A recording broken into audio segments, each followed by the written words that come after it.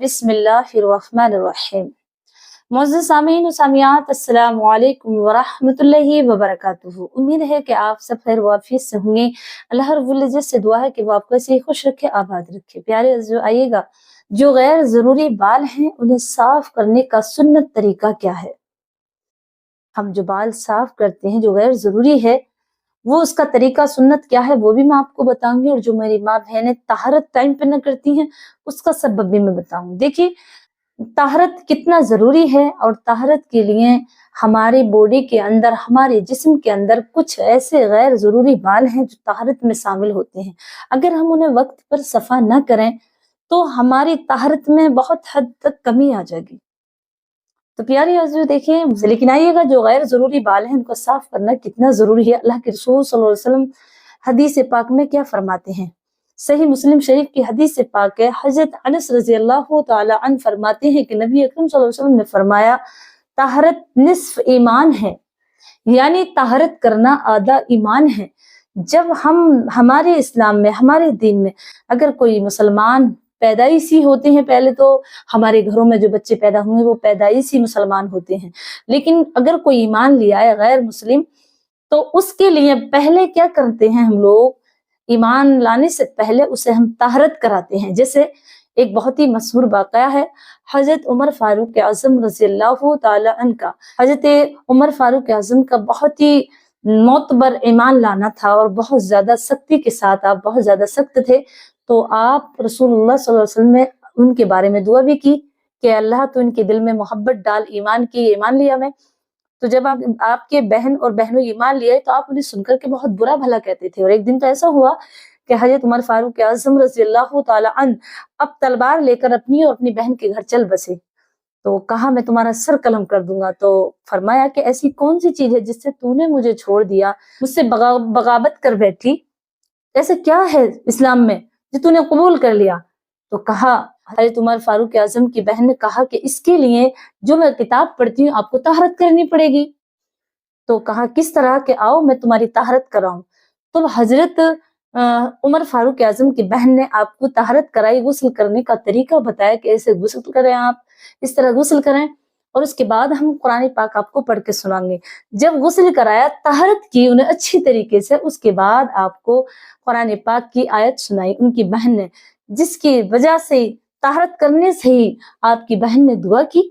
मशहूर है ये वाकया कि अल्लाह, जिस तरह के मैं इसके मैल जिस्म का धो रही हूँ तो इसका दिल, इसकी रूह भी धो दे। तो कहने का मतलब यह है कि इस्लाम जब कबूल कर लेते हैं तो उसके लिए हमें पहले पाक होना चाहिए। जब इस्लाम में दाखिल होंगे तो पहले ताहरत करते हैं, नहाते हैं, अच्छी तरह गुस्ल करते हैं।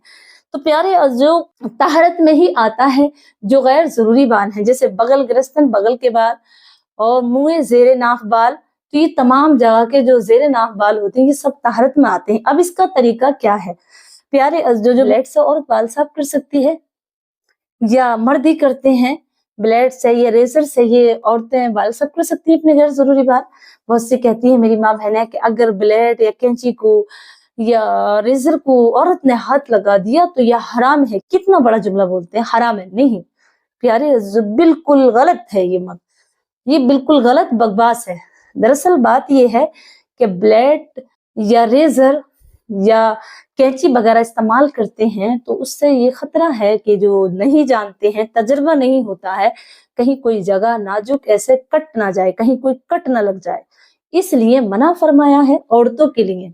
मर्दों को प्रेस्टिक होती है क्योंकि वो अपनी दाढ़ी, अपनी सेविंग कराते रहते हैं हज्जाम के पास जाकर के, लेकिन औरतों को इसका कोई तजर्बा नहीं होता।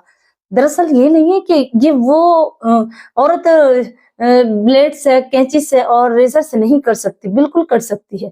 लेकिन हकीकत ये है कि कुछ औरतें ऐसी भी हैं मेरी बहनें, जिन्हें के जो क्रीम वगैरह आती हैं, जो प्रोडक्ट बने हुए हैं गैर जरूरी बाल साफ करने के, अगर उनसे किया जाए तो उनके अंदर कभी कभी ऐसी खुशबू आती है कि औरतों के दिमाग को चढ़ जाती है। कभी कभी खुशबू उन्हें बहुत बुरी लगती है, बहुत ज्यादा स्मेल आती है इसमें से। तो इसलिए वो औरतें क्रीम इस्तेमाल ना करें, क्योंकि उसके जो अंदर केमिकल्स है कुछ औरतों को नहीं भाते, और किसी को ऐसा होता कि उससे एलर्जी भी हो जाती है क्रीम से। तो औरतों को चाहिए कि उस क्रीम को इस्तेमाल ना करें। अगर एलर्जी और कोई नुकसान उन्हें दे रहा, कोई साइड इफेक्ट उनको होता है तो वो कैंची भी इस्तेमाल कर सकती हैं, रेजर भी इस्तेमाल कर सकती हैं। वो किसी चीज से भी कर सकती हैं जिससे कि बाल साफ हो जाएं।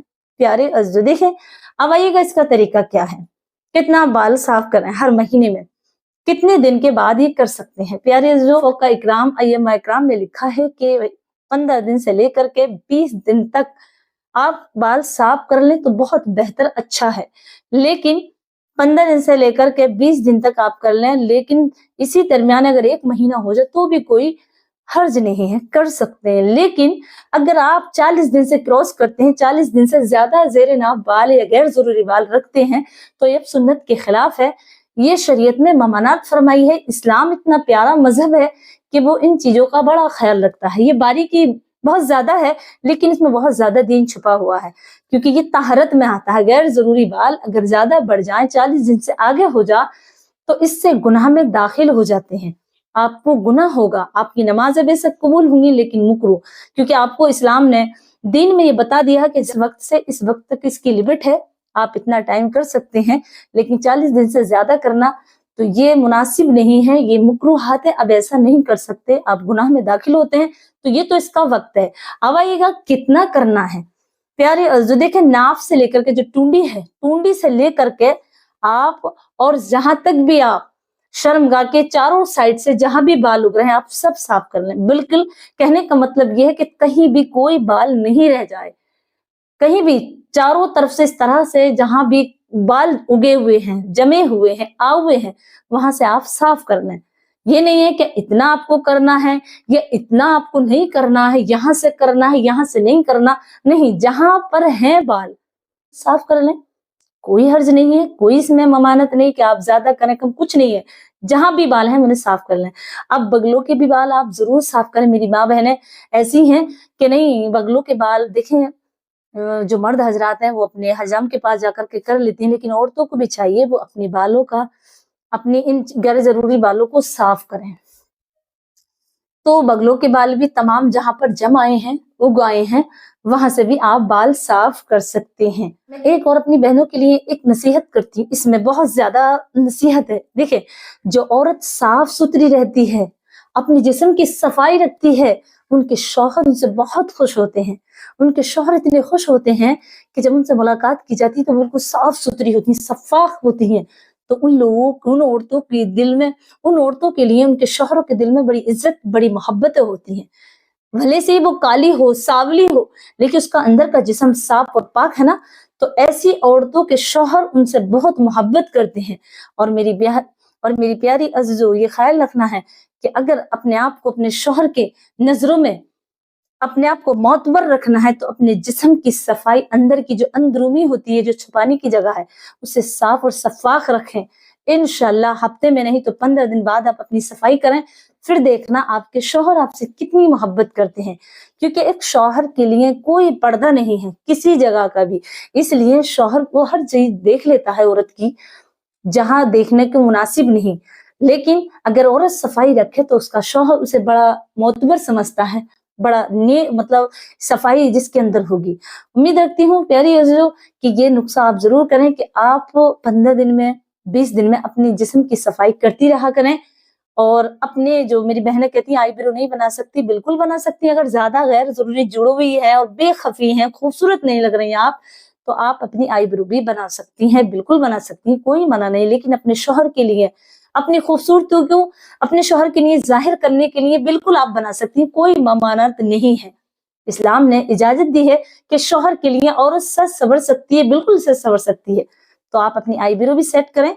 आप हफ्ते में, 15 दिन में तो करती हैं, महीने में, लेकिन आप गैर जरूरी बाल भी जरूर साफ रखा करें। इससे मर्द का दिल खुश होता है, औरत की तरफ मुतवज्जो ज्यादा रखता है।